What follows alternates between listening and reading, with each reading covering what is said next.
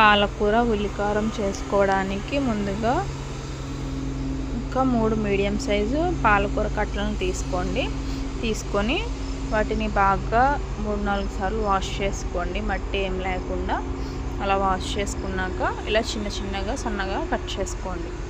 అలానే లేతకాళ్ళు ఉంటే వాటిని కూడా కట్ చేసుకోండి. తీసుకొని పక్కన పెట్టుకోండి.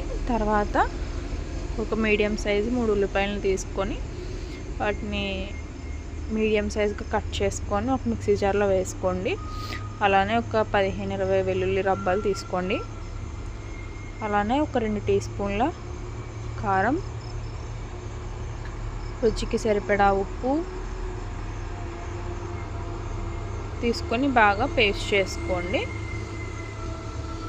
పేస్ట్ చేసుకొని దీన్ని కూడా పక్కన పెట్టుకోండి. తర్వాత ఒక కడాయి పెట్టుకోండి. కడాయి కొంచెం హీట్ అయ్యాక 3 లేదా 4 టేబుల్ స్పూన్ల ఆయిల్ వేసుకోండి. ఆయిల్ దీనికి కొంచెం ఎక్కువగానే పడుతుంది. ఆయిల్ కొంచెం హీట్ అయ్యాక అందులోని తాలింపు దినుసులను వేసుకోండి. పచ్చిశనగపప్పు, జీలకర్ర, ఆవాలు, మినపప్పు వేసుకొని వాటిని కొంచెం దూరగా ఫ్రై చేసుకోవాలి.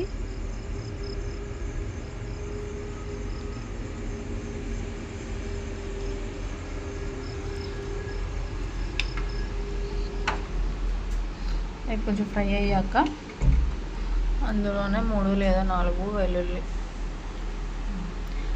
ఎండుమిర్చిని కూడా కట్ చేసుకొని వేసుకోండి.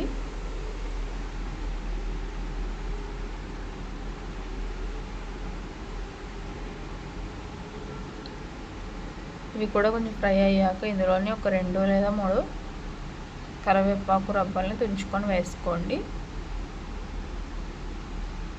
సరే, బాగా ఫ్రై అయిపోయింది కదా. ఇది కొంచెం ఇలా ఫ్రై అయ్యాక ఇందులోని మనం ముందుగా మిక్సీ పట్టుకున్నాం కదా ఉల్లిపాయ, వెల్లుల్లి ఆ పేస్ట్ని కూడా వేసుకోండి. వేసుకొని ఆయిల్లో కొంచెం ఫ్రై అవ్వనివ్వాలి.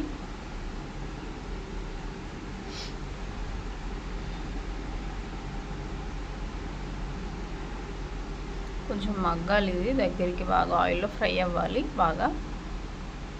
ఇందులోనే 1 టీ స్పూన్ పసుపు వేసుకొని కలుపుకోండి.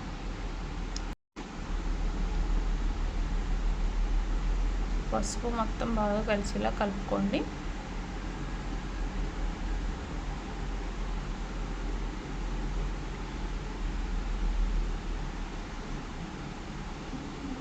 దీనిని కొంచెం మగ్గనిద్దాము. మూత పెట్టి ఒక 3 to 4 మినిట్స్ కొంచెం మగ్గాలి.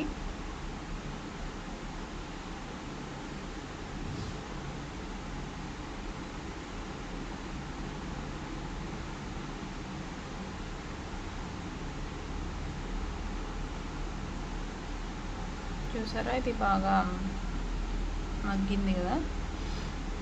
ఇది కొంచెం ఇలా మగ్గాక ఇందులోంచి ఆయిల్ సపరేట్ అవుతుంది కదా. అప్పుడు ఇందులోని మనం ముందుగా చిన్నగా కట్ చేసుకొని పెట్టుకున్నాం కదా పాలకూర, దాన్ని మొత్తం అంతా వేసేయండి.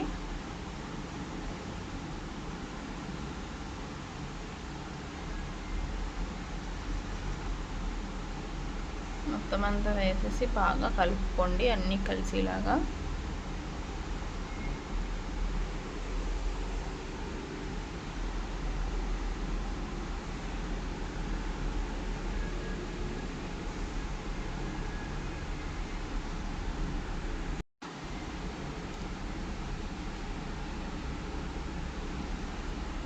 కొంచెం బాగా కలుపుకున్నాం కదా.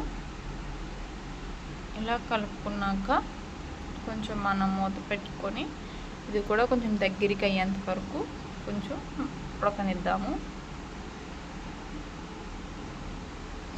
ఇలా కొంచెం మగ్గాక ఇందులోని 1 టీ స్పూన్ ధనియాల పొడి, 1 టీ స్పూన్ జీలకర్ర పొడి వేసుకోండి. టేస్ట్ చాలా బాగుంటుంది.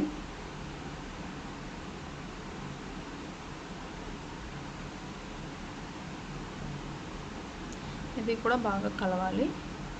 బాగా కలిసాక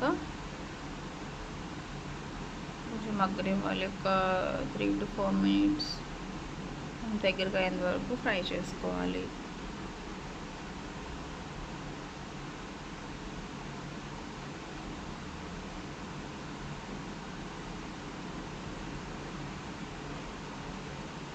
సరే, అది ఆల్మోస్ట్ రెడీ అయిపోయింది.